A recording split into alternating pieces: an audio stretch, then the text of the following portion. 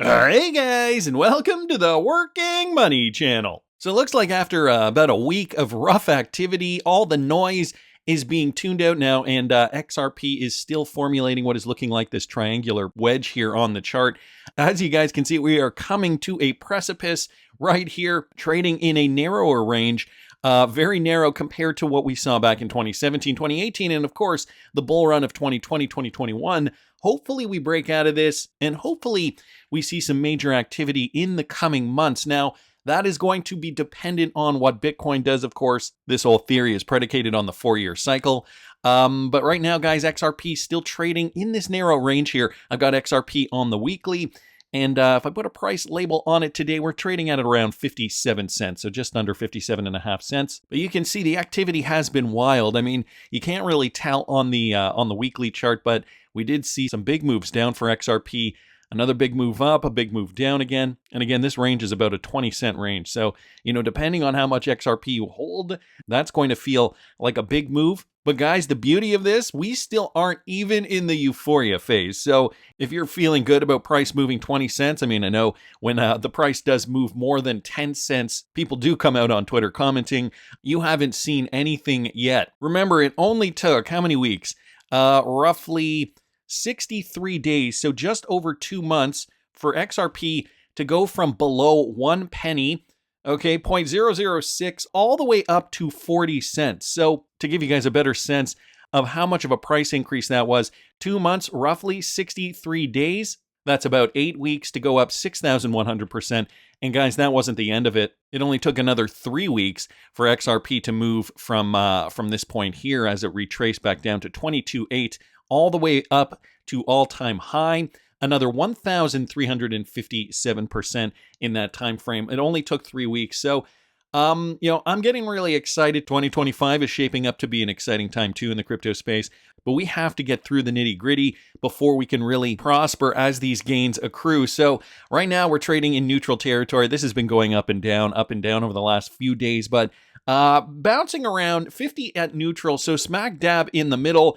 You guys can see here, most of the crypto space is down in the red right now. So we haven't seen too much activity. We have seen a bit of a sell-off. But guys, over the last 7 days, we've seen positive numbers for Bitcoin for pretty much every cryptocurrency. Bitcoin is up almost 16% in the last 7 days. We got Ethereum up 17.5% in the last 7 days. BNB coin is up nearly 20%. Solana is up nearly 30%, and XRP up 26.86% in the last 7 days. So the last week, we have seen intense gains. Market cap right now, though, is down to $2.08 trillion, and that market cap is going to grow. There are projections that Bitcoin could, in fact, hit $150,000 per coin. And if I were to just throw a Fibonacci here on the Bitcoin chart, you guys can see 150 would bring us just under the 2.618. So diminishing returns for Bitcoin, although a $150,000 Bitcoin, I don't think anybody would scoff at that. You guys can see Bitcoin dominance is down a little bit now that altcoins have recuperated. And 24-hour volume, that is up by 63.8% in the last 24 hours. Let's go back to Bitcoin. Right now, we've got a Bitcoin price at just under $60,000 per coin. So we were faring quite well over the last few days, but now it's looking as though Bitcoin is, it's down a little bit. Here's Bitcoin on the hourly. Actually, if I bring it on the daily, you guys can probably see a little better. Bitcoin recovering from this massive drop that we saw on Monday, August the 5th, did go back up to 62,700, now trading in and around 59. But guys, we are still in this zone here, just kind of sloshing away, trading sideways. For Bitcoin, we are making these lower lows, but eventually, I think there's going to be a catalyst likely bringing this up. We are getting so far into this now.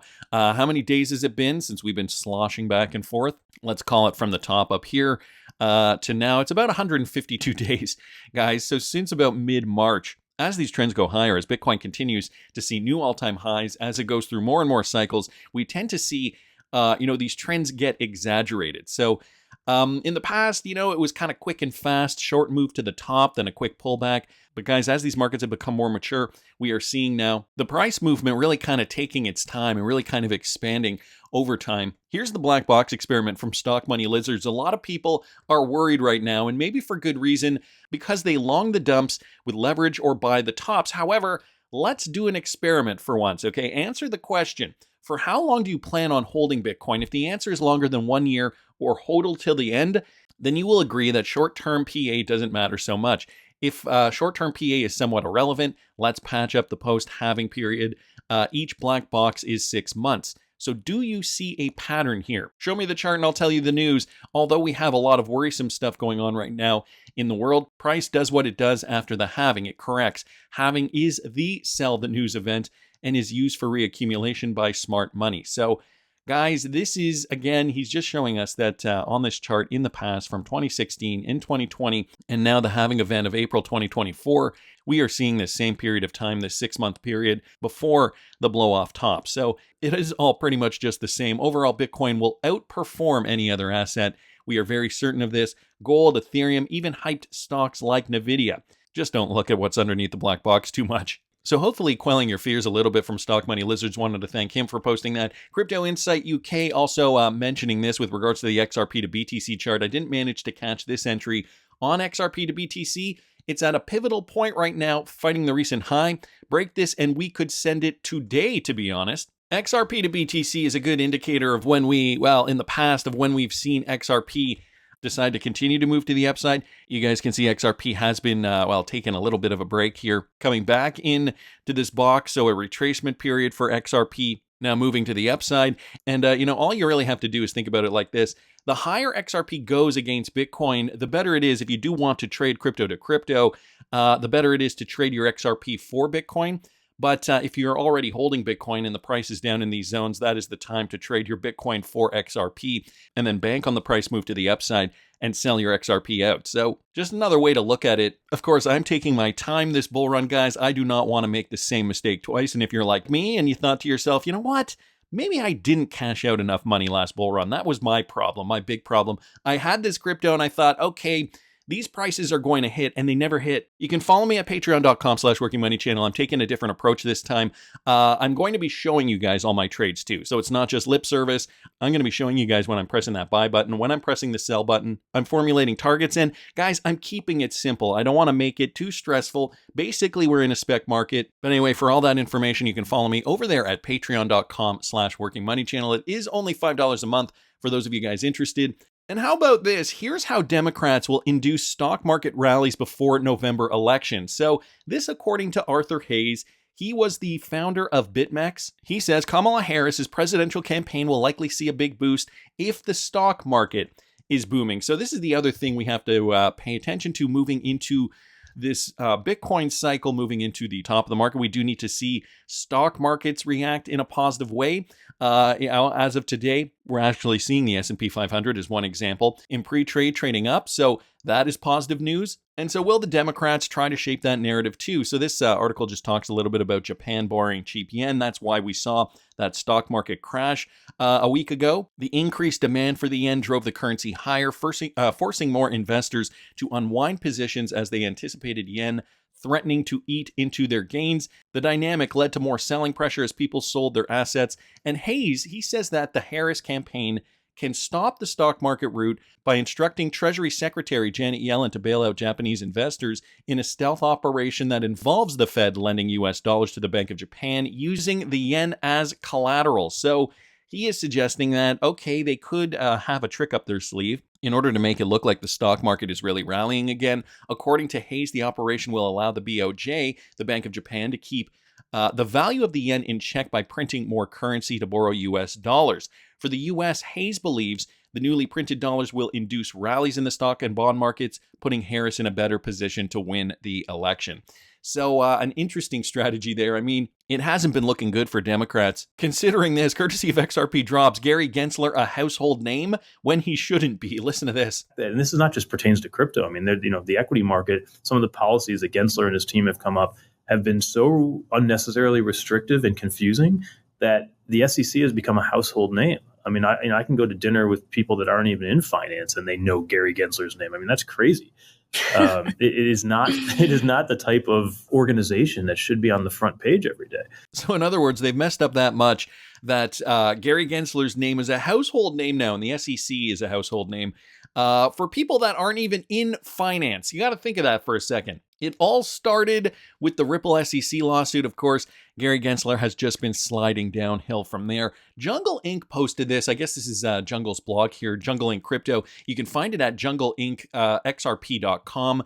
He posted this, okay? Something I thought was kind of interesting here. Why was Ripple sued? A deep dive into the Ripple SEC lawsuit and its implications for XRP adoption. Now, I'm not going to go into it in detail. I will link this in the description of the video, and I do suggest you follow Jungle over there on Twitter. Follow his YouTube page too. The SEC got this wild idea, or maybe it was the the straw that broke the camel's back. As soon as Ripple decided to partner up with MoneyGram. I don't know how many of you guys were here for that partnership. Jungle here, he says one of the key factors that brought Ripple under the SEC's scrutiny was its partnership with MoneyGram. As a publicly traded company, MoneyGram is required to provide detailed financial disclosures to the SEC. When Ripple entered into this partnership, it provided extensive information about its on-demand liquidity service and XRP transactions, which were then integrated into MoneyGram's quarterly financial statements. This transparency, however, may have inadvertently provided the SEC with the evidence it needed to argue that Ripple's action constituted an illegal securities offering. So that could have been Ripple's undoing, unfortunately, and why we were mired in this lawsuit for 4 years, almost 4 years. The partnership with MoneyGram was initially seen as a strategic move to bolster Ripple's ODL service and demonstrate XRP's utility in cross-border payments. However, the SEC's examination of MoneyGram's financials revealed that the revenue generated from these transactions wasn't derived from genuine payment activity, but rather from promotional incentives tied to the use of XRP. So, another kind of angle to look at when it comes to why the SEC was doing what they were doing, why we suffered through the last bull run, why XRP did not reach new all-time highs. Guys, again, I have to keep reiterating, this time it will be different. I have a good feeling about this. I mean, I can't guarantee anything because I don't have a crystal ball, but because we were in this lawsuit, XRP did not breach all-time high, and there are many reasons for that. This time around, though, guys, it's going to be different because of the circumstances surrounding XRP and Ripple, and because of the nature of this crypto bull run in 2024 and 2025. It's going to look a lot different because the landscape looks a lot different. Mr. Man here posting this, okay, you've heard Stuart Alderati, Kamala Harris, Joe Biden, and the real Donald Trump all state they want a reset with crypto. This means CBDCs are coming for cross-border according to the G20. So listen to this. While improving existing arrangements can enhance cross-border payments, CBDCs can disrupt the status quo, allowing countries to start with a clean slate and address the frictions inherent in current cross-border payment systems and arrangements from the outset. The G20 must prioritize exploring the role of CBDCs in cross-border payments as one of the most efficient pathways towards achieving its roadmap goals. And as he says, Alderati has mentioned the reset. If you take a look at Stuart Alderati's tweet here, he had a great chat with CNBC, and this was just one of the circumstances where we saw the word reset. If this administration is serious about a reset, it must act now to end the SEC's misguided war on crypto. So they're all using the same language. He also mentions, Mr. Mann also mentions Trump, Biden, and Kamala Harris. Crypto industry bets on Trump to reset the SEC's regulation policy. The crypto industry places high hopes on Donald Trump to reset the SEC if he wins the presidential election. So notice the verbiage here, guys. They are all using the same type of language for this context, using cryptocurrency to reset this landscape. Here's another one from Cointelegraph, just from back a few days ago, August the 8th. According to an August 8th report from Yahoo Finance, industry leaders discussed how the Biden administration might reset its approach to crypto policy as President Joe Biden ends his term in January 2025 and through Harris's campaign. So even before Harris takes over as the new Democratic leader, they're talking here about Joe Biden's attempt to reset their approach to crypto policy. And then finally, guys, as of this was August 10th, so this was just a couple of days ago, Harris's campaign's crypto reset question amid Fed crackdown. So we're hearing the same, the same wording here, the reset, crypto reset, especially when it comes to cryptocurrency in the United States. Very interesting to note because Ripple is also changing gears a little bit and, deciding to release a US stablecoin. Of course, this is probably in hopes I don't think it's so much hopes at this point as it is just they know what is going to be regulated next. It's not going to be the types of cryptocurrencies that you and I hold. it's going to be stable coins because they do want to use these types of cryptocurrencies in a real world setting, them meaning governments around the world. So Bill Morgan did point this out. He's a prominent XRP advocate. He recently drew attention to Ripple's efforts to obtain regulatory approval for their RLUSD. And here's what Bill said. Ripple did state RLUSD has not yet received regulatory approval, but Ripple is seeking regulatory approval. This is a big deal. I can think of certain well-known stablecoins that do not enjoy any regulatory approval as of now. So I think it's only USDC, if I'm not mistaken, in the United States, where that regulatory approval is approved for a US-based stablecoin. So this article just goes on, talks a little bit more about that. Of course, Morgan did focus on Ripple's decision not to provide the stablecoin to its customers until regulatory approval was obtained, highlighting that several stablecoins currently exist in the market without regulatory approval. Though regulatory approval wasn't mandated for stablecoins previously, with the implementation of the MiCA regulations that just came out a couple of months ago, stablecoin issuers are now required to gain approval from relevant authorities. And now Ripple wants to play in this sandbox, so the cryptocurrency, the RLUSD, now does have to be regulated if it does want to compete in the American financial sector. So wanted to thank Michael Branch there, of course, Stuart Alderati, Mr. Man, Jungle Inc., everybody who did participate in this. XRP drops as well. So as I was saying, guys, at the top of this video, XRP price primed to break out, and very, very different, a very different circumstance than what we saw back in 2020 and 2021 when XRP could not breach all-time high. Of course, there's a lot more positive support for the XRP cryptocurrency in the United States, especially, and that's what's going to be important. The reason I say that is because most crypto traders reside in the United States. So the United States sees the most crypto activity, the most crypto volume during bull runs. And so if there are, the on-ramps and the off-ramps that we didn't see in 2020 and 2021, those have now been reinstated. We are likely going to see more XRP trading just by sheer numbers, right? And even the fact that XRP was still able to maintain its position in the top 10, I would even say top 5, because USDC and Tether are stablecoins. So if you remove those two cryptocurrencies from CoinMarketCap, you get XRP in number 5. It was still able to maintain its position, guys, despite the fact that we were hindered during the last bull run. So knowing all those factors that are involved, how high could XRP go? Well, BitBoy has given his prediction for XRP, guys. This is Ben Armstrong, courtesy of Subjective Views. He was on Tony Edwards' Thinking Crypto podcast, and here's what he had to say. Listen to this. And I think when you look at a price range for XRP, when you're looking at a Bitcoin that's going to go potentially to $150,000, and I think the market cap is going to get somewhere upwards of, I was thinking probably 10. I think it's going to probably get closer to 6. I think we're going to see it doubling. I think certainly XRP, where it is right now, I'm in a leverage trade, so I know where it is. It's between 60 and 62 cents, unless that's changed here in the last few minutes. And I think that certainly, I was saying, my original price prediction was $18, and with $18 to $25, and the highest possible price you could get to would be $50, and that would be the perfect scenario. You get the IPO, and you get the ETF. You get an XRP ETF, and which they're talking about, and now you get, if you were to get an IPO on top of that, who knows how high the price can go, but that money's got to come from somewhere. Money's got to come from somewhere. And so that means it's going to be coming from money that will be going into other coins. So what are the coins that are going to get hurt? Obviously ADA, XRP and ADA have had a long history. They don't like each other. And I was for both communities, and I still do love the ADA community. I feel bad for them.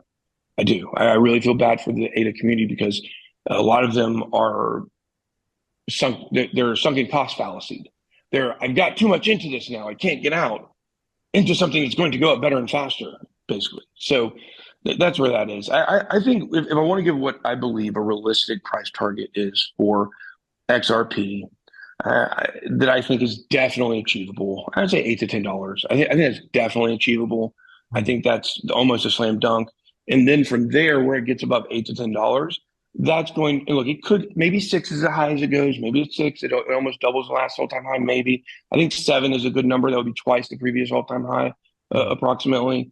So I think in that range, the $8 to $10 range, is pretty safe to say it could get up there. I think that all the levels after that, if you were to say $18 to $25 range, how could it get there? That would be with the IPO. And then how could it get to $52, that crazy number? That would be if on top of that next comes an ETF, and all that happens before the end of this bull run. And so I'm just kind of skeptical about all that happening. And I'd like to set people up with what I believe is to be realistic. And I think that $8 to $10 is very realistic. So $8 to $10, guys, on the low end. Ben Armstrong thinks that's fairly achievable just based on the spec market alone. But then $18 to $50, I think that was the range he was talking about there. If we are to see everything fall in place, now that would be an XRP ETF. That would be an IPO if Ripple does decide to launch an IPO. Similar to what Coinbase did back in April of 2021. If you guys remember, Coinbase did launch this IPO basically at the height of the altcoin rally. So right in here, this particular day here, April 14th, 2021, when most altcoins did reach those highs. I don't think that was a coincidence. I do think they know how these markets roll. So what do you guys think? Do you think that there could be an ETF coming into play, especially now that we've seen clarity in the US? On top of that, do you think Ripple will launch an IPO in and around the same time?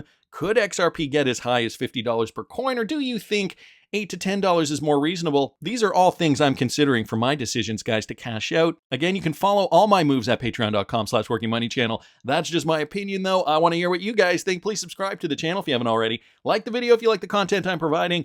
I always love hearing your comments. See you in the next one, guys.